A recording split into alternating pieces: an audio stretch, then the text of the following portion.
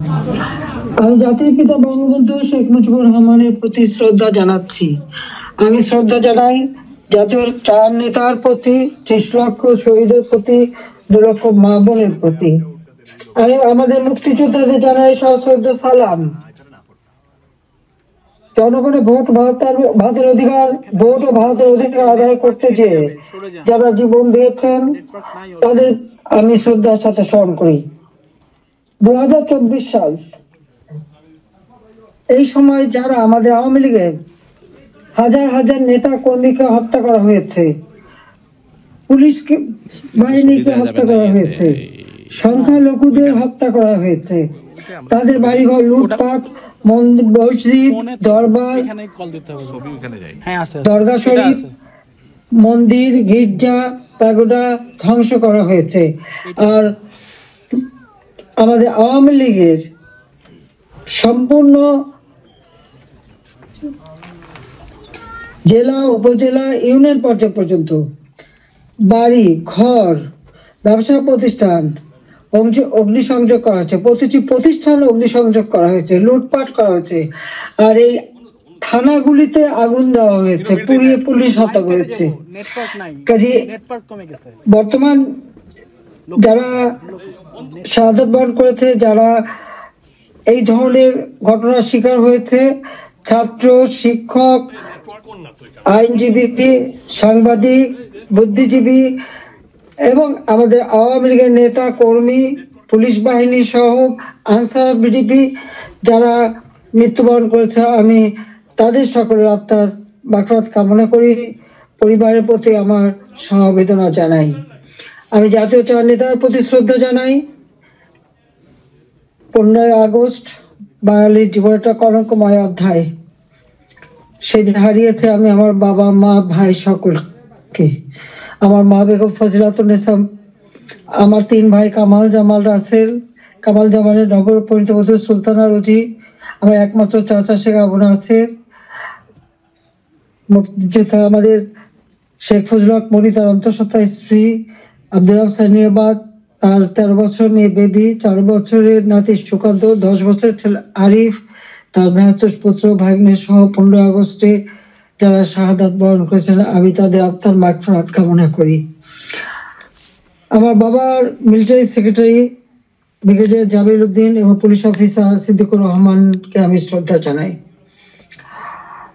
আজকে আমি আপনাদের সাথে কথা বলতে চেয়ে বারবার মনে পড়ছে যে বাংলাদেশের প্রতিটি অর্জনের সাথে আমাদের প্রবাসী বাঙালিদের অবদান রয়েছে।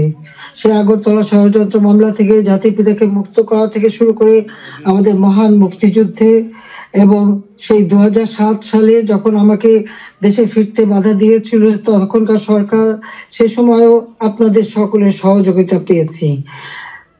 আজকেও যখন বাংলাদেশ অত্যন্ত একটা কঠিন সময়ের মধ্য দিয়ে যাচ্ছে, একটা ফ্যাসিস্ট সরকারের অধীনে বাংলাদেশের মানুষের মৌলিক অধিকার, বেঁচে থাকার অধিকার সবই হরণ করা হয়েছে। সারা বাংলাদেশ জ্বলছে, প্রতিটি প্রতিষ্ঠান আগুন দিয়ে পোড়ানো। সেই অবস্থায়ও প্রবাসীরা আজকে নির্যাতিত, নিপীড়িত মানুষের পাশে আছেন। আমি আপনাদের প্রতি কৃতজ্ঞতা জানাই, আন্তরিক ধন্যবাদ জানাই এই চরম দুঃসময়ে মানুষের পাশে দাঁড়ানোর জন্য। বাংলাদেশ, যে বাংলাদেশকে আমরা গড়ে তুলেছিলাম জাতির পিতার স্বপ্নের বাংলাদেশ হিসেবে, ক্ষুধা দারিদ্র্যমুক্ত বাংলাদেশ হিসেবে, অর্থনৈতিক ভাবে বাংলাদেশ উন্নত হয়েছিল, কিন্তু আজকে আমরা দেখি যে একে একে সব ধ্বংস করা হয়েছে। আজকে এমন একটা সরকার ক্ষমতায় যাদের হাতে এদেশে 30 লক্ষ মানুষ শহীদ হয়েছে, আমাদের বুদ্ধিজীবীদের হত্যা করা হয়েছে। এই 14 ডিসেম্বর বুদ্ধিজীবী হত্যা দিবস, সেই সময় ওই নিজামী, মুজাহিদ থেকে শুরু করে এরা তো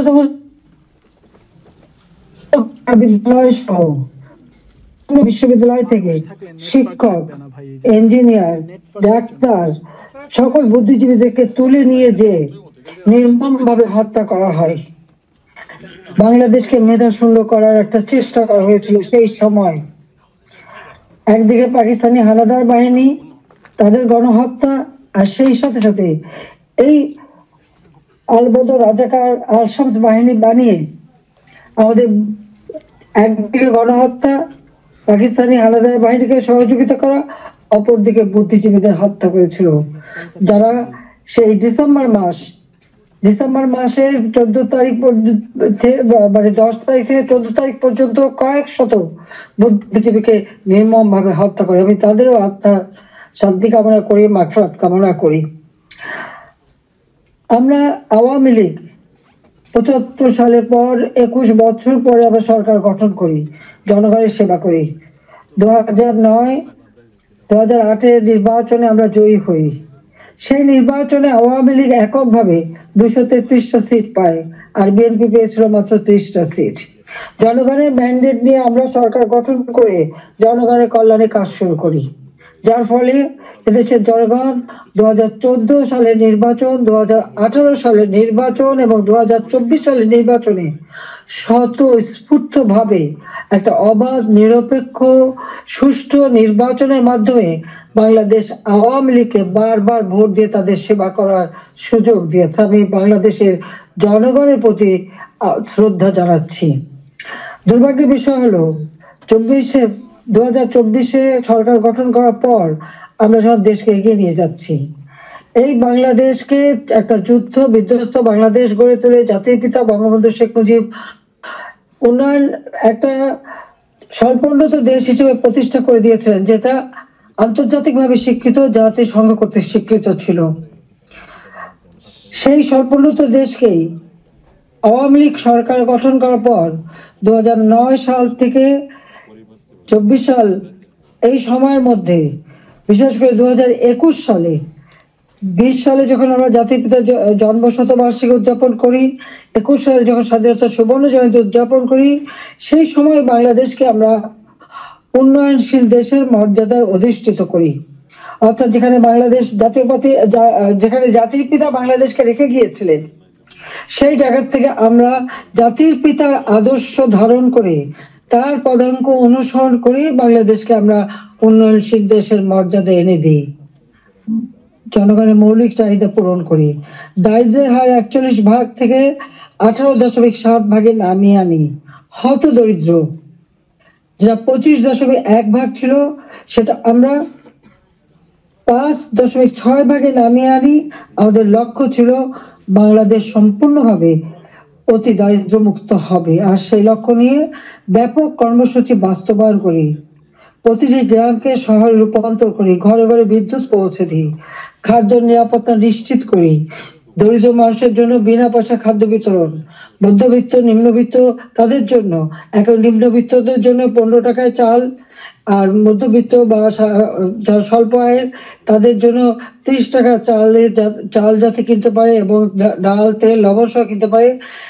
1 কোটি পারিবারিক কার্ড আমরা তৈরি করে দিই টিসিবির মাধ্যমে, যাতে যারা ফিক্সড ইনকাম গ্রুপ, সীমিত আয়ের মধ্যে দিয়ে চলতে হয়, তাদের জন্য এই দ্রব্যমূল্যের উচ্চ মূল্যে তারা যেন কোনো মতে কষ্ট না পায়, সেদিকে লক্ষ্য রেখে আমরা সেই পদক্ষেপ নিয়েছিলাম।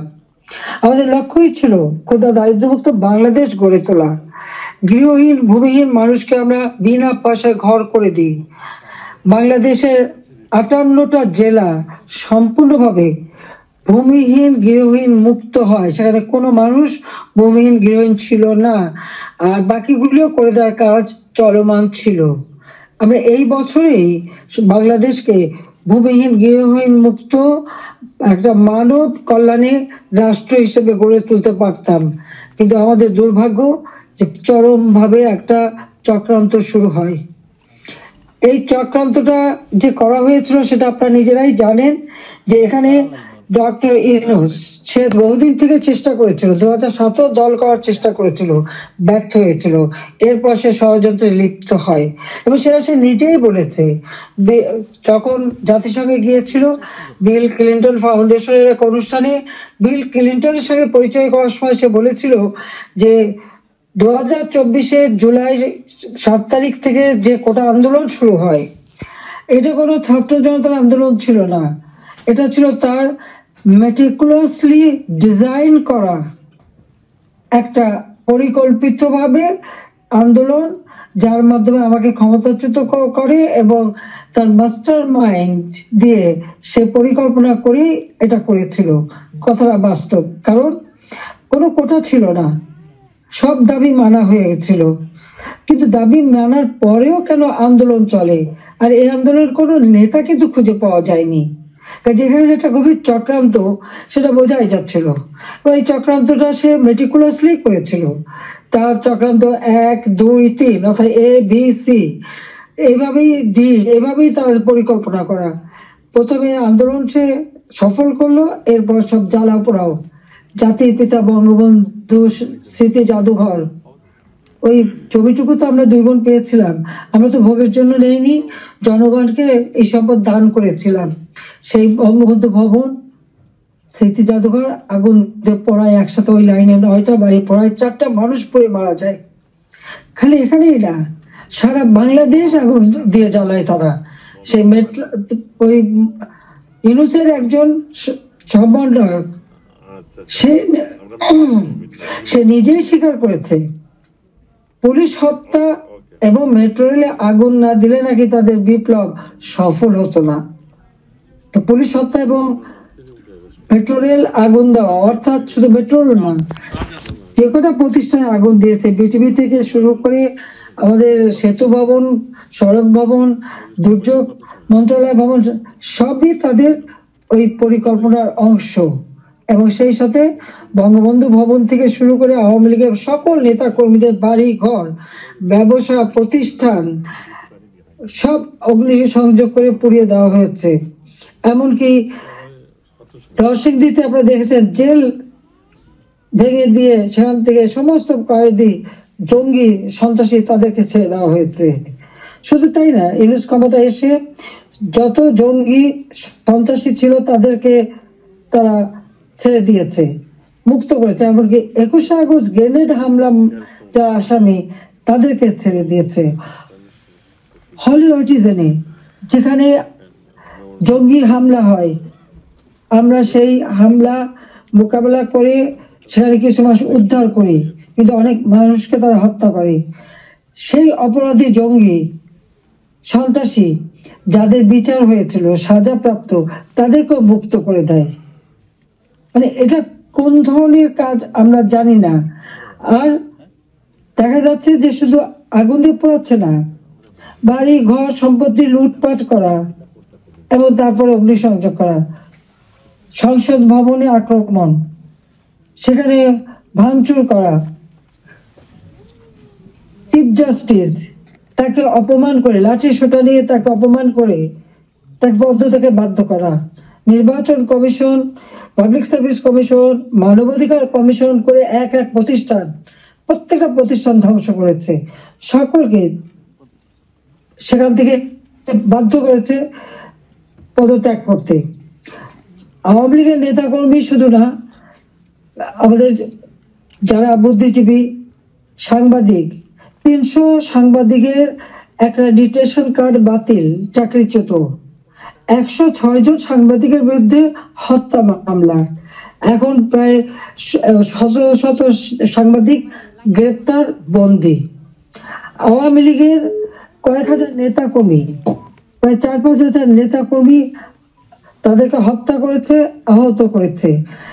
পুলিশ 3000-এর মতো পুলিশ পুলিশকে হত্যা করেছে। আনসার 40 জন আনসারের কোনো খবরই নাই, তাদের গুম হয়ে গেছে, তারা আর বাড়ি ঘরে আসতে পারে না, জানেও না তারা কোথায় আছে। তাদেরকে মেরে তাদেরকে লাশ পর্যন্ত গুম করে দেওয়া হয়েছে। সব ব্যবসায়ী, সাংবাদিক, সংস্কৃতি কর্মী, পেশাজীবী প্রত্যেকের বিরুদ্ধে মিথ্যা মামলা আর হত্যা মামলা। আমি জানি না পৃথিবীর কোন দেশে এত হত্যা মামলা হয় কিনা। আমার নিজের একার বিরুদ্ধেই তো বোধহয় 250 মামলা, তাও আবার হত্যা মামলাই অধিকাংশ। একদিকে হত্যা মামলা দিয়েছে এবং আমাদের যত নেতা কর্মী তাদেরকে গ্রেপ্তার করেছে। গ্রেপ্তার করবার পর যখন কোর্টে নেয়, তাদের উপর হামলা করা হয়। এটা তো পৃথিবীতে আমরা কোনোদিন দেখিনি। আপনারা জানেন যে এমনকি একজন সাধু চিন্ময় কৃষ্ণ দাস, তাকে গ্রেপ্তার করা হলো, কিন্তু তার পক্ষে আইনজীবী দাঁড়াতে পারবে না, এটা কোন ধরনের বিচার যে একজন আসামির পক্ষে আইনজীবী দাঁড়াতে পারবে না? যদি কোনো আসামি আইনজীবী না দিতে পারে তো এটা সরকারের দায়িত্ব আইনজীবী নিয়োগ দিয়ে দেওয়া ন্যায় বিচারের স্বার্থে। বাংলাদেশে ন্যায় বিচার নাই, এবং তার পক্ষে দাঁড়ালো কেন? সেই জন্য আইনজীবী পিটিয়ে হত্যা করা। এবং তাদের এবারে আমরা একটা অদ্ভুত ব্যাপার দেখি যে মানুষকে পিটিয়ে হত্যা করা। মানুষ কেন? অবলা পশুও রেহাই পায় না। আওয়ামী লীগ নেতার বাড়িতে তাকে পায়নি বলে তার বাড়ির পালা গরু, সেই গরুকেও তারা কিভাবে পিটিয়ে হত্যা করেছে এই জামাত শিবির এবং আমাদের ইউনূস সাহেবের মানে সন্ত্রাসী ক্যাডাররা, সেটা নিশ্চয়ই আপনারা ভিডিওতে দেখেছেন। ছাত্রলীগের নেতাকে পায়নি, তার মা নামাজ পড়ছিল, তার মাথার বাড়িতে তাকে সেখানে মেরে ফেলেছে। যুবলীগের নেতা এই মৌলভীবাজারে গত কালকের ঘটনা 7 তারিখে সেখানে আগুন দিয়ে যুবলীগ নেতার মা এবং চাচিকে পুড়িয়ে হত্যা করেছে। 250-এর উপর থানা যখন অগ্নিসংযোগ করেছে, লুটপাট করেছে, পুলিশ ভিতরে তাদেরকে পুড়িয়ে মেরেছে, পিটিয়ে মেরেছে। এমনকি একটা অন্তঃসত্ত্বা পুলিশ হাত পা ধরেছে যে ভাই আমাকে মারবেন না, আমার পেটে বাচ্চা। তাদের কথা কান দেয়নি, তাদেরকে পিটিয়ে পিটিয়ে হত্যা করেছে। সরকারি কর্মচারীদের উপর পর্যন্ত নির্যাতন চলছে। কর্মকর্তা কর্মচারীদের হয়রানি, গ্রেপ্তার, মামলা দিয়ে চাকরিচ্যুত অথবা ওএসডি করা হচ্ছে। এটা জানি না রিমান্ডে নিয়ে নির্যাতন করছে। আমাদের আওয়ামী লীগের নেতা থেকে শুরু করে সকলকেই রিমান্ডে নেওয়ার পর তাদের উপর অকথ্য অত্যাচার হচ্ছে, নির্যাতন করা হচ্ছে। চরম মানবাধিকার লঙ্ঘন চলছে বাংলাদেশে, চরম একটা ফ্যাসিস্ট সরকার। আমার বিরুদ্ধে কথা বলা হয় আমি নাকি ফ্যাসিস্ট ছিলাম, আমি নাকি স্বৈরাচারী ছিলাম। তা আমি একটা প্রশ্ন করি, আমার সময় তো সংবাদপত্র, টেলিভিশন, রেডিও, সোশ্যাল মিডিয়া সবই তো সম্পূর্ণ স্বাধীনতা ভোগ করেছে। যার যখন যেরকম আলোচনা করা দরকার করেছে, টক শোতে যত রকমের সমালোচনা করা তারা করেছে। রেডিও, টেলিভিশন, সংবাদপত্র সবই তো স্বাধীন ছিল। কই এখন তো তারা কোনো নিউজ দিতে পারে না। প্রত্যেক জায়গায় ইউনূস তো নিজেই একটা মাস্টার মাইন্ড খুনি, তার এজেন্ট সব জায়গায় আছে। প্রত্যেক জায়গায় তারা ঠিক করে দেয় কোন সংবাদ যাবে, কোন সংবাদ যাবে না। এই যে বাংলাদেশে এত ঘটনা ঘটে যাচ্ছে, প্রায় 1 কোটির মতো প্রতিষ্ঠান শুধু অগ্নিসংযোগ করে ধ্বংস করা হয়েছে। ইন্ডাস্ট্রি, হোটেল, 5 স্টার হোটেল থেকে শুরু করে কোনো কিছু বাদ যায়নি তাদের আক্রমণ থেকে। কেউ কি কোনো একটা নিউজ দিতে পেরেছে? কেউ কি কোনো সংবাদ দিতে পেরেছে? কেউ কি বিচার চাইতে পেরেছে? বিচার চাওয়ারও সুযোগ নেই, থানায় মামলা দেওয়ার সুযোগ নেই। মামলা শুধু সেটুকু হবে যেটুকু তারা বলে দেবে সেইটুকু। ন্যায় বিচার পাওয়ার অধিকার মানুষের নাই। উচ্চ আদালত থেকে শুরু করে সর্বক্ষেত্রে দলীয়করণ, চরম ভাবে দলীয়করণ। বলছে বৈষম্য বিরোধী আন্দোলন, এখন তো দেখা যায় সব জায়গায় বৈষম্য সৃষ্টি করা হচ্ছে। আমি একটা কথাই বলতে চাই, যে সমস্ত অপবাদগুলি দেওয়া হয়েছে সবাই একটু তুলনা করে দেখুন যে আওয়ামী লীগ সরকারে থাকতে মানুষ কিভাবে স্বাধীনতা ভোগ করেছে। সেটা সোশ্যাল মিডিয়া হোক, তাদের বক্তব্য হোক, মিটিং মিছিলে হোক, সবকিছুতে অধিকার ছিল। আমরা তো সেখানে হস্তক্ষেপ করিনি। কিন্তু আজকে কি আওয়ামী লীগের একটা নেতা কর্মী রাস্তায় নামতে পারে না, রাস্তা দিয়ে হেঁটে যাচ্ছে, একজন বলে দিল উনি আওয়ামী লীগের কর্মী, সঙ্গে সঙ্গে তাকে এক কোপ দিয়ে হাত ফেলে দিল, কেটে ফেললো। কোন দেশে বাস করি আমরা? কি অপরাধ! আর সেই সাথে দেখা গেল কি এই অপরাধীদের দায় মুক্তি দেওয়া হলো। জুলাই 15 তারিখ থেকে এ পর্যন্ত যাদের হত্যা করা হয়েছে, লুটপাট, অগ্নিসংযোগ, মানুষ হত্যা, ছাত্র হত্যা, প্রতিটি শিক্ষা প্রতিষ্ঠানে লুটপাট, সেখানে তাদের উপর নির্যাতন, শিক্ষকদের উপরে নির্যাতন, ছাত্রদের উপরে নির্যাতন, প্রতিটি জায়গায় নির্যাতন চালানো হচ্ছে। আপনি কি একবার ভাবতে পারেন শিক্ষক গুরুজন। শিক্ষককে দেখলে ছাত্ররা ভয় পায়, সমীহ করে। আর আমরা কি দেখলাম আমাদের মানে নোবেলের আমলে? আমরা দেখলাম ছাত্ররা শিক্ষকদের অপমান করছে, অধ্যক্ষকে পদ থেকে বাধ্য করছে, ছাত্রীরা প্রিন্সিপালকে গাছের সাথে বেঁধে রাখছে, ছাত্রছাত্রীরা টিচারের গলায় জুতোর মালা পরাচ্ছে, গালে থাপ্পড় মারছে। এটা কোন ধরনের আচরণ এই কোমলমতি শিক্ষক ছাত্রছাত্রীদের শেখানো হচ্ছে? এদের ভবিষ্যৎটা কি? এরা কি আবার ভবিষ্যতে কোনদিন বলে বসবে তুমি আমার বাবা না, রিজাইন করো, যেমন শিক্ষকদের রিজাইন করিয়েছে? কোনদিন বাকে বলবে তুমি আর আমার মা না, তুমি এখন রিজাইন করো, মাতৃত্ব থেকে রিজাইন করো, পিতৃত্ব থেকে রিজাইন করো? সেটাই হয়তো বলে বসবে। এটা কি অভিভাবকরা দেখে না? এটা কি ধরনের এই জাতিকে কিভাবে গড়ে তুলছে সেটাই আমার প্রশ্ন। আমরা তো শিক্ষা দীক্ষা সব দিক থেকে সুযোগ করে দিয়েছি, আমরা শিক্ষা বৃত্তি দিয়েছি, বয়স্ক ভাতা, বিধবা ভাতা, প্রতিবন্ধী ভাতা, মুক্তিযোদ্ধা ভাতা দিয়েছি, সব বন্ধ, সব বন্ধ করে দিয়েছে। আজকে হাহাকার। বাংলাদেশে আওয়ামী লীগ সরকার আমলে কোনো মানুষ ভিক্ষা করতো না, ভিক্ষা করতে হতো না। হ্যাঁ, কিছু প্রফেশনাল ভিখারি ছিল, সেটা আলাদা, কিন্তু মানুষকে তো ওইভাবে খাবারের জন্য হাহাকার করতে হতো না। মানুষ তো অন্তত 3 বেলা খাবার পাচ্ছিল, আজকে সেটাও পায় না। আপনারা দেখেন গরিব মানুষগুলি দিনমজুর, কাজ পায় না, বেকারত্ব বেড়ে যাচ্ছে, যুবকরা কোনো কাজ পাচ্ছে না। আমরা ডিজিটাল বাংলাদেশ করেছি, আমরা ট্রেনিং দিচ্ছি, কম্পিউটার ট্রেনিং এবং ইনকিউবেশন সেন্টার করে দিয়েছি, হাইটেক পার্ক করেছি, বঙ্গবন্ধু স্যাটেলাইট 1 উৎক্ষেপণ করেছি, কর্মসংস্থান গ্রাম পর্যায়ে পর্যন্ত ওয়াইফাই কানেকশন, ব্রডব্যান্ড কানেকশন আমরা দিয়েছি, মানুষ কাজ করে খেতে পারে, ট্রেনিং দিচ্ছি। আর এখন বিদ্যুৎ নাই, কেউ কাজ করতে পারে না, প্রত্যেকটা গ্রামকে শহরে রূপান্তর করেছি, আমরা রাস্তাঘাট পুল ব্রিজ সব করেছি। এখনো বলে এই বড় বড় মেগা প্রজেক্ট, এটা দুর্নীতি খুঁজবে। হ্যাঁ, আমি চ্যালেঞ্জ দিচ্ছি, দুর্নীতি খুঁজে বের করুক। মানি লন্ডারিং এর কথা একজন, আমি দেখলাম এক কমিটি বানিয়েছে, তারা বলে দিল অর্থনীতির বিষয়ে।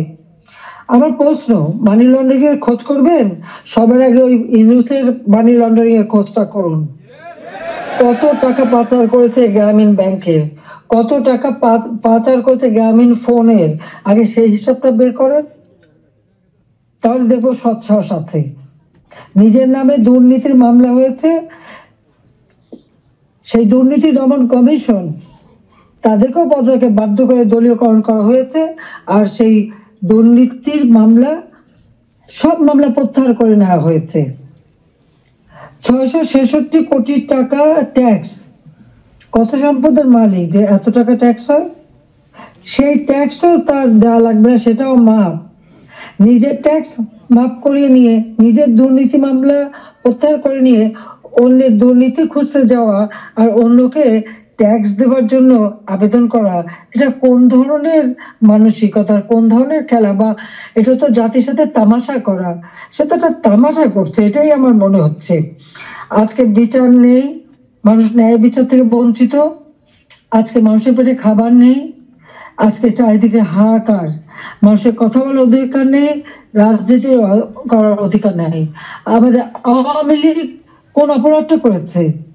বাংলাদেশের মানুষের যতটুকু অর্জন আওয়ামী লীগের হাত দিয়েই, সেই বাংলা ভাষায় কথা বলার অধিকার থেকে শুরু করে স্বাধীনতা অর্জন, বিজয় অর্জন, এই 16ই ডিসেম্বর আমাদের বিজয় দিবস, এই বিজয় অর্জন সবই আওয়ামী লীগের হাত ধরে। বাংলাদেশে কে একটা যুদ্ধ বিধ্বস্ত দেশ, একটি প্রদেশকে রাষ্ট্রে উন্নীত করা, এটাও আওয়ামী লীগের দ্বারা। স্বল্পোন্নত দেশ থেকে আজকে উন্নয়নশীল দেশের মর্যাদা, এটাও তো আওয়ামী লীগ অর্জন করে দিয়েছে। প্রবাসী যারা আছেন, আওয়ামী লীগ সরকার আগে আপনারা প্রবাসী ছিলেন, বাংলাদেশ কোথায় ছিল? সেই সময় আপনারা মানুষের কাছে গেলে কিভাবে, মানুষ তো করুণার চোখে দেখতো। জাতিপিতা বলেছিলেন ভিক্ষুক জাতির কোনো ইজ্জত থাকে না, আমরা ভিক্ষুক জাতি হতে চাইনি, আত্মমর্যাদাশীল জাতি হিসেবে বাংলাদেশকে গড়তে চেয়েছিলাম আর সেভাবে গড়েছিলাম। আপনারা নিজে একবার চিন্তা করে দেখেন, আমি সরকারি থাকতে বাংলাদেশ শুনলে পৃথিবী কি বলতো? পৃথিবী বলতো বাংলাদেশ উন্নয়নশীল দেশ, বাংলাদেশ একটা উন্নয়নের মডেল, বাংলাদেশের উন্নয়ন একটা বিস্ময়। বাংলাদেশের মানুষ যেখানে যেত মর্যাদা পেত। আমরা নিজস্ব অর্থায়নে পদ্মা সেতু নির্মাণ করে বাংলাদেশকে দেখিয়ে দিয়ে এবং সারা বিশ্বকে দেখিয়েছি বাংলাদেশ পারে, অসাধ্য সাধন করতে পারে, সেটা আমরা দেখিয়েছিলাম। কিন্তু আজকে যিনি পদ্মা সেতু টাকাও বন্ধ করেছিলেন একটা এমডি পদে থাকতে পারেননি বলে সরকার বোধহয় মামলা করে হেরে গিয়েছিল, যিনি লেবারদের অর্থ আত্মসাৎ করে সেই টাকা দুর্নীতি করে লেবার কোর্টে মামলায় সাজাপ্রাপ্ত আসামি হচ্ছে ইউনূস। লেবার কোর্টে তার সাজা হওয়ার পর সে যখন জামিনে আবেদন করে সে কিন্তু জামিন পেয়েছিল, সরকারের পক্ষ থেকে কিন্তু বাধা দেওয়া হয়নি।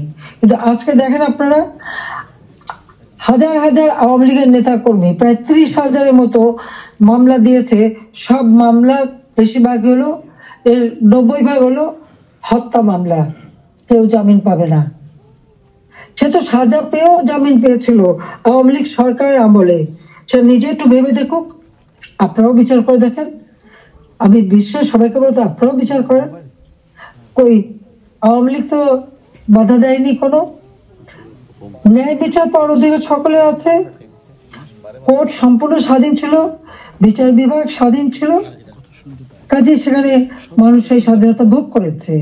কিন্তু আজকে তারা নাকি স্বাধীন করেছে দেশ, চলার স্বাধীনতা নেই, ঘরে শান্তিতে ঘুমাবেন উপায় নেই, চুরি ডাকাতি যে কোনো সময় আপনার ঘরে ঢুকতে পারে, যে কোনো সময় আপনার খোঁজ খবর নিতে, তদন্ত করবে ইত্যাদি। কাদের কে হুকুম দিচ্ছে তার কোনো ঠিকানা নাই। কতগুলি লাঠি সোটা হাতে নিয়ে আপনার ঘরে ঢুকে গেল, অস্ত্র হাতে নিয়ে ঢুকে গেল, অমনি সেখানে ডাকাতি করলো, চুরি করলো, চলে আসলো। আপনি কার কাছে বিচার চাইবেন? কার কাছে বিচার চাইবেন? কোনো বিচার চাওয়ার অধিকার নাই, ন্যায় বিচারের কোনো অধিকার নেই। এমন একটা দুর্বিষহ অবস্থা, আজকে সমস্ত জিনিসের দাম বেড়ে গেছে। আমাদের কথা অত্যন্ত স্পষ্ট, যারা নির্বাচিত জনপ্রতিনিধি আইন করে নির্বাচন কমিশন গঠন করে নির্বাচনগুলি হয়েছে, স্থানীয় সরকার নির্বাচন, জেলা পরিষদ, উপজেলা পরিষদ, ইউনিয়ন পরিষদ, সমস্ত নির্বাচিত প্রতিনিধিরা তাদেরকে এক কলমের খোঁচায় তাদেরকে সরিয়ে দেওয়া হয়েছে, বাড়ি পাঠিয়ে দেওয়া হয়েছে। কেন? তারা তো নির্বাচিত হয়ে মানুষের পাশেই দাঁড়াতো। ঘূর্ণিঝড় গেল, বন্যা গেল, কই কেউ তো যারা এই বন্যায় ক্ষতিগ্রস্ত, ঝড়ে ক্ষতিগ্রস্ত তাদের পাশে তো কেউ দাঁড়ায়নি। তাদের নাম করে টাকা তুলেছে, 1000 কোটি টাকা রিলিফ সংগ্রহ করেছে, কিন্তু কয়টা মানুষকে সাহায্য করেছে? আজকে যদি স্থানীয় সরকারের প্রতিনিধিরা থাকতো, এই জনপ্রতিনিধি তো মানুষের পাশে দাঁড়াতো, কিন্তু সেটা দাঁড়াতে পায়নি। কাজে আমাদের কথা খুব স্পষ্ট, এক কলমের খোঁচায় জনগণের ভোটে নির্বাচিত প্রতিনিধিদের সেই বিদায় দেওয়া, এটা জনগণকে অপমান করা, ভোটারকে অপমান করা। কাজে তাদেরকে আবার স্বস্থানে স্থান করে দিতে হবে। সরকারি কর্মকর্তা কর্মচারী তাদের উপর হয়রানি বন্ধ করতে হবে, গ্রেপ্তার বন্ধ করতে হবে, মামলা থেকে তাদের রেহাই দিতে হবে, চাকরিচ্যুতি করা হলে, বহিষ্কৃতি করা হলে তাদের পুনরায় কাজের ব্যবস্থা করতে হবে। আওয়ামী লীগ সহ সমস্ত রাজনৈতিক নেতা কর্মী, ব্যবসায়ী, সাংবাদিক, সংস্কৃতি কর্মী, পেশাজীবী, শিক্ষক যাদেরকে গ্রেপ্তার করা হয়েছে, মিথ্যা মামলা দেওয়া হয়েছে, সকল মিথ্যা মামলা প্রত্যাহার করতে হবে এবং সকল বন্দীদের মুক্তি দিতে হবে। সেই সাথে সাথে দায় মুক্তি দেওয়া হয়েছে। 15 জুলাইয়ের পর থেকে যারা অপরাধ করেছে তাদেরকে দায় মুক্তি দিয়েছে। এই দায় মুক্তি দিয়ে কিন্তু একটা কাজ করেছে, দায় মুক্তি দেওয়ার অর্থ মানে কি? তার মানে এরা অপরাধী। 15 জুলাই থেকে যে হত্যাকাণ্ড, ছাত্র হত্যা মিছিলে, পুলিশ হত্যা, রাজনৈতিক নেতাকর্মী হত্যা, সাংবাদিক হত্যা, সাংস্কৃতিক কর্মী হত্যা, যতগুলি হত্যাকাণ্ড ঘটেছে, সেই হত্যাকাণ্ডগুলি এবং যতগুলি অগ্নিসংযোগ হয়েছে, সেগুলি যারা সংগঠিত করেছে পূর্ণ তদন্ত করে তাদের বিচার করতে হবে। আর এই মিথ্যা মামলাগুলি যাদের বিরুদ্ধে দেওয়া হয়েছে, সব মামলা প্রত্যাহার করতে হবে। 15 জুলাই থেকে 8 আগস্ট পর্যন্ত যাদের দায় মুক্তি দেওয়া হয়েছে, এই দায় মুক্তি দেওয়ার কোনো অধিকার নেই, তাদের বিচার করতে হবে। কারণ দায় মুক্তি দিয়ে আমাদের মাস্টার মাইন্ড খুনি ইউনূস সাহেব এটাই প্রমাণ করেছে যে এরা সব অপরাধী, এই সমস্ত অপরাধ তারা করেছে। একই সাথে মিছিল করেছে, ক্লোজ রেঞ্জে গুলি করা হয়েছে, মানুষ মারা হয়েছে। আবু সাঈদের হত্যাকাণ্ড, মুগ্ধর হত্যাকাণ্ড, সব হত্যাকাণ্ডের জন্য কিন্তু এই মাস্টার মাইন্ডেরই দায়ী। কারণ তারাই এই হত্যাকাণ্ড ঘটিয়েছিল, কারণ লাশ ফেলেও সরকার পড়ে যাবে। হ্যাঁ, আমি যদি আরো শক্তি প্রয়োগ করতাম, অনেক লাশ পড়তো, আমি সরে আসতাম না। কিন্তু আমি তো লাশের উপরে লাশ ফেলতে চাইনি, আমি তো চাইনি মানুষ আরো জীবন দিক। কারণ আমি তো স্পষ্ট দেখতে পাচ্ছি যে পরিকল্পিতভাবে হত্যা হচ্ছে। পুলিশকে খামাখা দোষারোপ দিচ্ছে, পুলিশকে তো রাবার বুলেট ব্যবহার করেছে, এবং যখন পুলিশকে মেরে ঝুলানো হয়েছে তখন তারা তাদের জীবন বাঁচাতে চেষ্টা করেছে। এটা কিন্তু একটা ইউনিভার্সাল সিস্টেম, এটা বিশ্বব্যাপী আছে, তাদেরও আত্মরক্ষার সুযোগ আছে। কিন্তু যারা এভাবে পিটিয়ে পিটিয়ে হত্যা করলো, যারা আগুন জ্বালিয়ে দিয়ে পুড়িয়ে হত্যা করলো, তাদের বিচার কেন হবে না?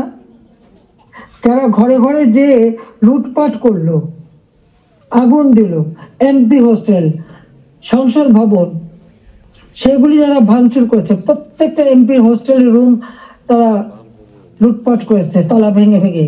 প্রথমে চুরি করেছে, লুটপাট করেছে ছাত্র নামধারী, তারপরে সেখান থেকে পরে পুলিশে দিয়েছে। প্রত্যেকটা বাড়ি বাড়ি যে হামলা, লুটপাট। আমাদের তো কিছুই নেই, গণভবন লুটপাট, আমি তো গণভবন ছেড়ে দিয়ে আসছি। আমরা দেখলাম ইউনূস সাহেব নিজেই তার সমন্বয়কদের নিয়ে চলে গেছেন গণভবনে, কাজে লুটপাটের কিছু ভাগ বটরা নেওয়ার জন্য। সেখানেও যা যায় উনিও সেই লুটপাট করেছেন। কাজে এই লুটেরা এখন দেশ লুট করছে। শেয়ার মার্কেটে লক্ষ কোটি টাকা পাচার হয়ে গেল, কোথায় গেল ওই টাকা? ব্যাংকগুলি এক এক করে সব বসে যাচ্ছে। কেন? অর্থনীতিকে এভাবে কেন ধ্বংস করলো? যেখানে মাথা পিছু আয় আমরা বাড়িয়েছিলাম, আমরা আজকে আন্তর্জাতিকভাবে স্বীকৃত,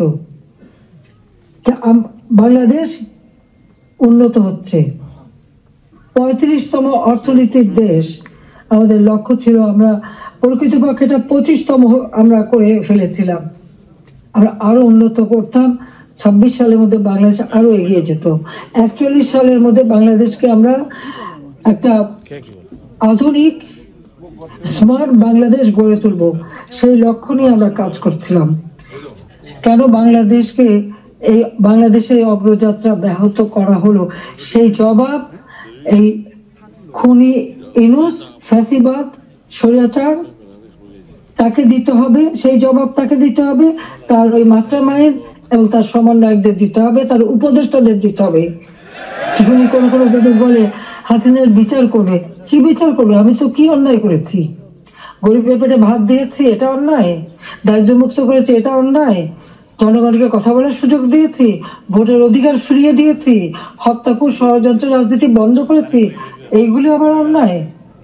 আমার হাত দিয়ে তো কোনো খুন হয়নি, আমি তো মানুষের জীবন নিতে আসিনি, আমি মানুষের জীবন দিয়েছি, জীবন উন্নত করেছি। যারা জীবন নিয়েছে, যারা হত্যাকাণ্ডের সঙ্গে জড়িত, তাদের বিচার হবে। এবং সংবিধানের 7ম অনুচ্ছেদের খ অনুযায়ী কেউ যদি অবৈধভাবে ক্ষমতা দখল করে, তার বিচার হয়। একজন জনপ্রতিনিধি আর একজন জনপ্রতিনিধির কাছে ক্ষমতা হস্তান্তর করতে পারে। আমি তো সেই সুযোগ পাইনি। হ্যাঁ, আমি সরে এসেছিলাম যেন লাশের উপরে লাশ না পড়ে, সেই জন্য দুর্ভাগ্যের বিষয় যে থামেনি। একদিন ইনশাআল্লাহ সেই দিন আসবে, এই খুনিদের বিচার একদিন বাংলা মাটিতে হবেই হবে। কারণ আমরা করি, সেটা আমরা করব। যেমন যুদ্ধাপরাধীদের বিচার করেছি, 15 আগস্টের হত্যাকারীদের বিচার করেছি। আমি জানি এই যুদ্ধাপরাধীদের বিচার করেছি বলে আমার বিরুদ্ধে মামলা, এবং আইসিটিতে ওই আন্তর্জাতিক যে ট্রাইব্যুনাল আমরা করেছিলাম যুদ্ধাপরাধীদের বিচার করতে, আজকে সেই কোর্ট করে সেখানে আমার মামলা হবে, সেখানে আমার বিচার হবে। কেন? সেই সময় যুদ্ধাপরাধীদের যে ডিফেন্সে ছিল তাকে করেছে চিফ প্রসিকিউটর এই আইসিটির। আর জামাতের একটা দল হয়েছিল এবি পার্টি, সেই পার্টির যে একজন প্রেসিডেন্ট ছিল সে হয়ে গেছে এই আইসিটির চেয়ারম্যান। তো সেখানে ন্যায় বিচার কি করে হবে? আর এটা কিভাবে করে? এটাও তো একটা বিচারের একটা নর্মস তাতে পড়ে না, কিন্তু গায়ের জোরে সব করবে তারা। কারণ তাদের হাতে অস্ত্র আছে, লাঠি আছে, পেটোয়া বাহিনী আছে, সন্ত্রাস বাহিনী আছে, সেটা দিয়ে তারা এই বিচার করতে চায়। এটাই তারা করবে, এটাই তাদের লক্ষ্য। যাক, আমি অনেক সময় নিলাম, আপনারা ধৈর্য ধরে আমার বক্তব্য শুনেছেন, আমি আপনাদেরকে আন্তরিক ধন্যবাদ জানাই। ইনশাল্লাহ এই বিজয়ের মাস আমাদের, এই অন্ধকার কেটে যাবে, নতুন সূর্য উদিত হবে, বাংলাদেশ আবার উন্নয়নের পথে এগিয়ে দেবে। এই ফ্যাসিস্ট খুনি পরিকল্পিতভাবে যে আমাদের দেশকে ধ্বংস করছে, এই খুনি ইউনূস এবং তার যে চালাচামুন্ডা সন্ত্রাস বাহিনী, তার উপদেষ্টা, তার সমন্বয়ক, ইনশাআল্লাহ বাংলাদেশের জনগণই তাদের বিচার করবে, সে বিচার হবে। এটা অবশ্যই হবে, আমি বলতে পারি, কারণ আমরা ন্যায়ের পথে আছি, সত্যের পথে আছি। আমি জনগণের কল্যাণে কাজ করি। জনগণের ভাগ্য পরিবর্তন করেছিলাম, সেটা নষ্ট করেছে। ইনশাআল্লাহ আবার এদেশের মানুষ জেগে উঠবে, আবার বাংলাদেশের মানুষ বিশ্বব্যাপী মর্যাদা পাবে, সম্মান পাবে। সবাইকে আমি আন্তরিক ধন্যবাদ জানাই। আবারও ধন্যবাদ জানাই আমাদের প্রবাসীদের, আমাদের অর্থনীতিতে আপনাদের অনেক অবদান। আমাদের দেশের অগ্রযাত্রা, দেশের প্রতিটি অর্থনী প্রবাসীদের অবদান রয়েছে। সেজন্য সকলকে আমি আন্তরিক ধন্যবাদ জানাই, কৃতজ্ঞতা জানাই। সকলে ঐক্যবদ্ধ হন, এই ফ্যাসিস্ট স্বৈরাচার ইউনূস সরকারের হাত থেকে দেশ যেন মুক্ত হয়, দেশের মানুষ যেন আবার তাদের সুস্থ জীবন ফিরে পায়, সেই কামনা করে জাতির পিতার স্বপ্নে সোনার বাংলা ইনশাল্লাহ আমরা গড়ে তুলব, সেই প্রত্যয় ব্যক্ত করে আমার বক্তব্য শেষ করছি। খোদা হাফেজ। জয় বাংলা, জয় বঙ্গবন্ধু, বাংলাদেশ চিরজীবী হোক।